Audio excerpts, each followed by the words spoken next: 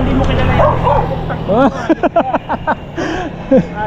Akala ko di nakakahuli. Ang takot lang talaga ako sa rabies eh. And then nakasabay namin paakyat ng Tagaytay. Nakasabay kami bata. Oo. Iba mong naramdaman nung napasok ka sa pagbabike? Ayun na nga po, masaya po. Isa po yung pagiging masaya. Tumatawa ng solo habang nasa bisikleta. Minsan po,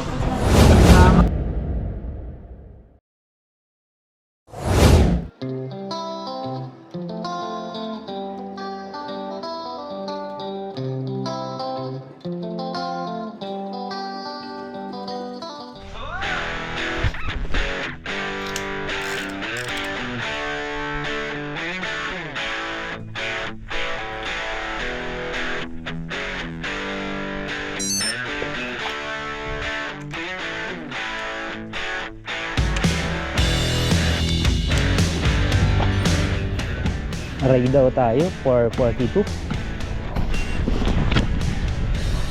And yun guys, kanina umambo na, uulan and uminit ulit. Yun, aakyat tayo ng Tagaytay hapon. Wala nang init kasi pagka yung umaga hanggang tanghali, grabe yung init, pawisan. Ayun guys, kita tayo sa Pala-Pala. Traffic na sa kabila. At eksena rito, nasa likod natin yung araw. Ayan. Tamaga naman dito sa harap natin.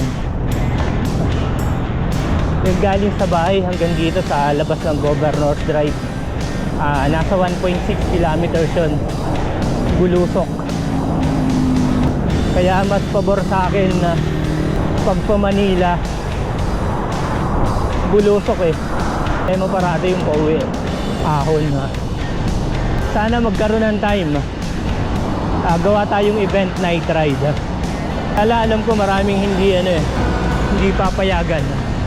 Nandun yung pag-aalala nung mga kasama natin sa buhay. Hindi sila sanay ng wala yung iba sa gabi. Doon nagtitipon-tipon yun eh. Yung pamilya. Eto na, hanggang Pala-Pala na to.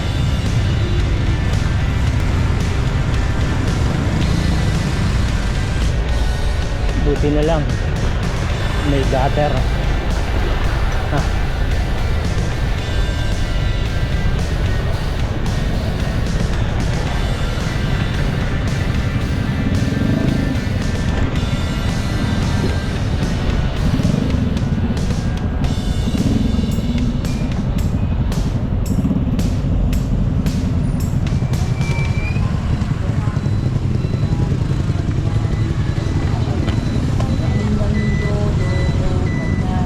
Diyan tayo dadaan sa tagiliran ng Robinson. Traffic dun sa taas eh. Kakanan tayo rito. Yung biglang ahon eh.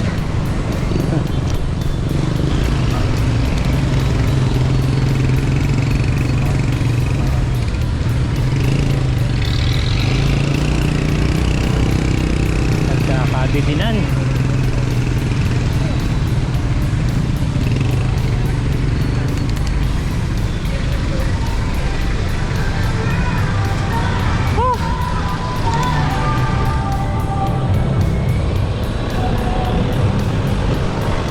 Kaya importante talaga yung may warm up parati.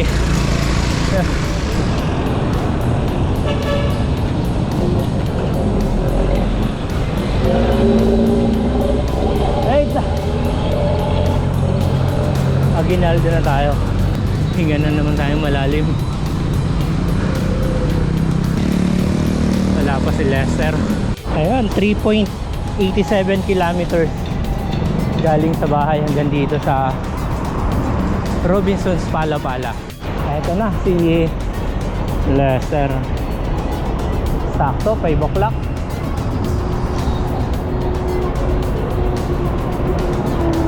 Busog ah. Busog. Ride daw tayo ng 5:28.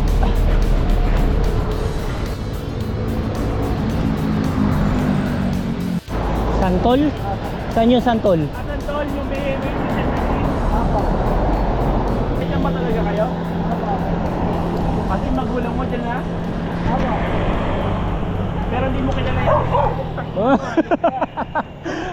Ay, nakala ko hindi nakakahuli, biglang pumahul. Nagkagulatan eh, no?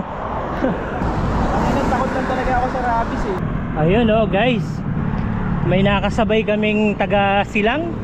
Silang nga ba? O Lester, pagtulungan na natin to. And then nakasabay namin paakyat ng Tagaytay. Kasabay kami bata. Oo. Kwento ko na pakayama. Ano pangalan mo? Aaron po. Aaron. Awarlido po. Tapos sabi niya gano'n, sabi ni Jay, tara pagtulungan na natin ito tanongin. Sabi ng bata, pagtutulungan niyo pala ako magtutulungan kayo. Tapos lumatras na lumatras. Kami nandito lang kami, gano'n pa rin takbo namin, nauna siya. Tapos dun sa unahan, hinintay niya ako. Tapos wala sumabay sa kanya, nantay namin sa taas. Tapos sabi niya naaawa raw siya sa amin dalawa.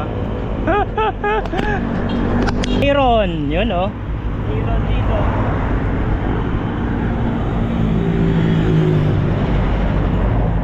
Nakasabay namin and sasamahan niya kami sa Tagaytay.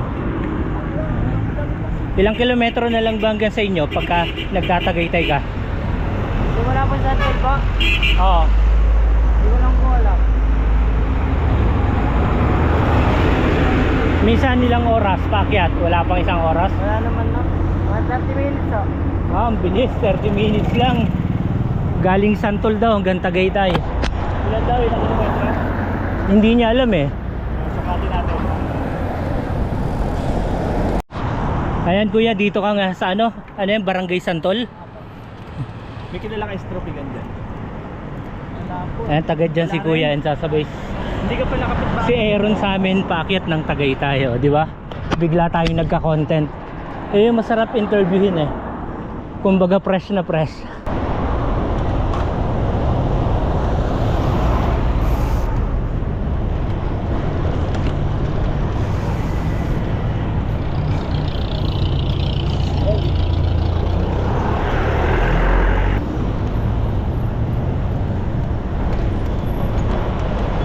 Alright, turn around. Picture tayo. Pang thumbnail to. Thumbnail.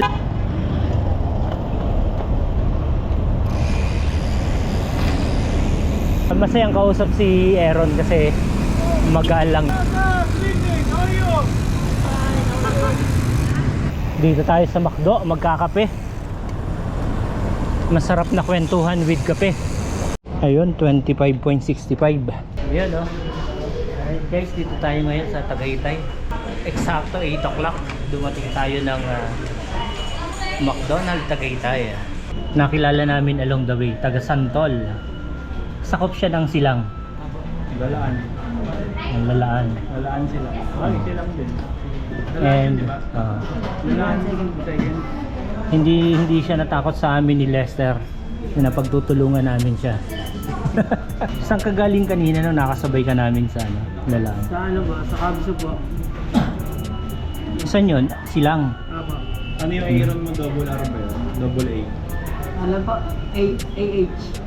Parati ka rin ano, nagna-night ride dyan Silang to hanggang sa inyo, Santol. Hindi naman po, dalas lang po. Wala po kasing kasama.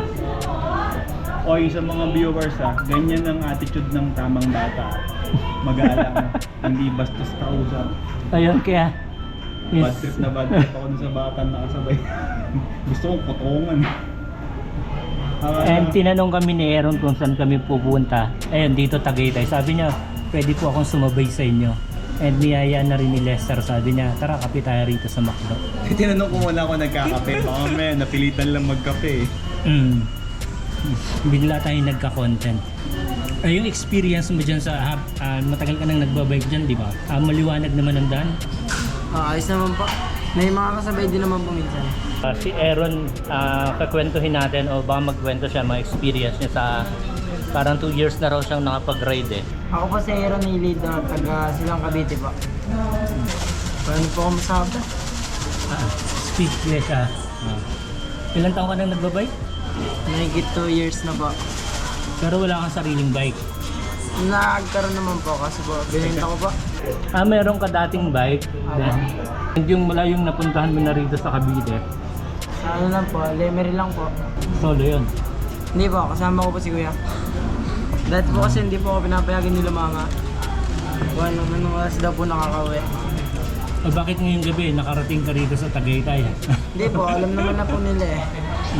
Sa palagay mo, anong nitulong sa'yo ng pagbibisikleta mo? Ano po, masaya po. Masaya lang?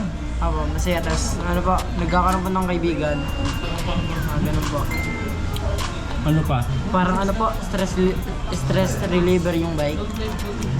Pag nakaupo po sa bike, pag napidan, saya po. Pag pumipidal ka na, alala mo si Crash. Kumbaga talaga yung stress reliever. Apo, yung pagbabike po. Sa bata mong yun, nakakaramdam ka na agad ng stress? Minsan lang naman po. Anong stress yun? No? Sa school, mga ano po, mga project na hindi nagagawa. And yung sa 2 taon mong pagbabike mo, may mga lugar kang gusto mong puntahan? Meron naman po kaso ang layo po. Anong gusto mong puntahan? Yung isa nga po yung magbigol po. Pag pumunta ka ng Bicol, sinabi mo Sorsogon, mga ilang araw mo gusto mong padyakin yun? Siguro mga ano po, mga 1 week. Kayang-kaya kung 1 week. Apo. Sinong kasama mo nun pag ginawa mo yun?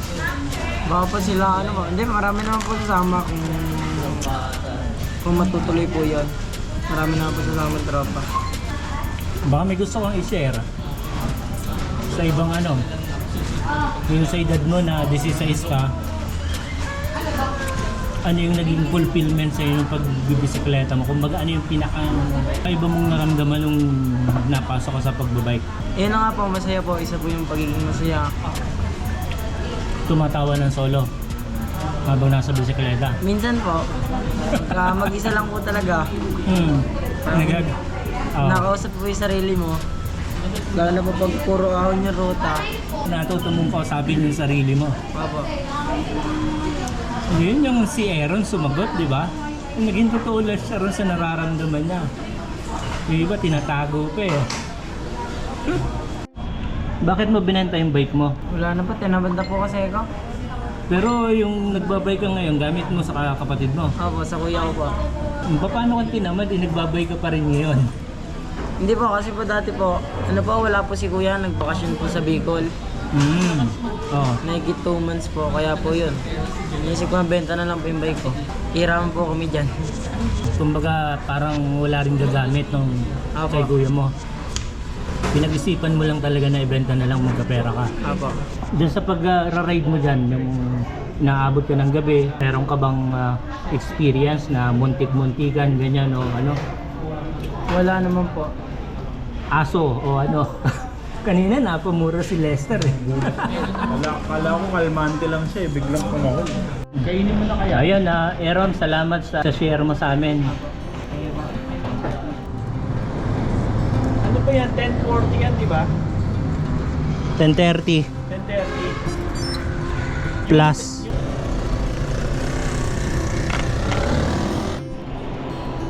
Ayun makinis.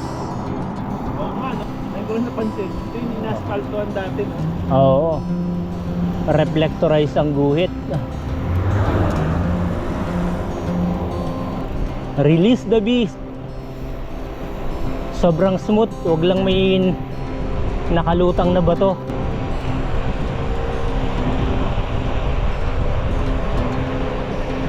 Ang lamig ng hangin.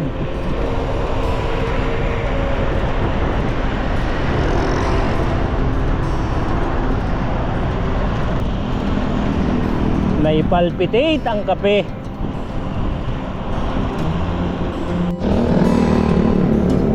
Lusong malala. Lalaan. 10:35 ng gabi. Magandang maging topic habang nakasakay tayo sa bike. Pag nakaupo na tayo ron, wala na eh. Hindi mo na may open lahat eh. 11:35. Sobrang chill. Go! Oh. Ayun, master, ingat. Okay, ingat din. Nakago na eh. Bukas ah. Sige. Oo, maaga bukas. Bye!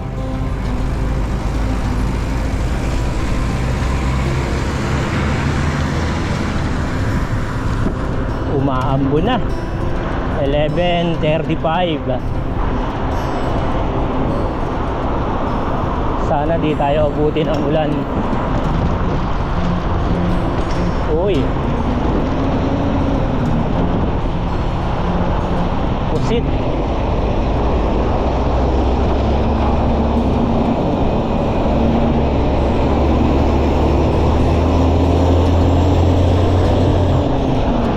Iha.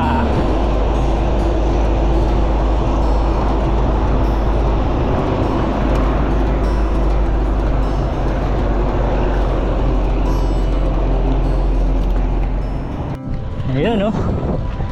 50.32. Last climb. Parang 6% gradient. Ha!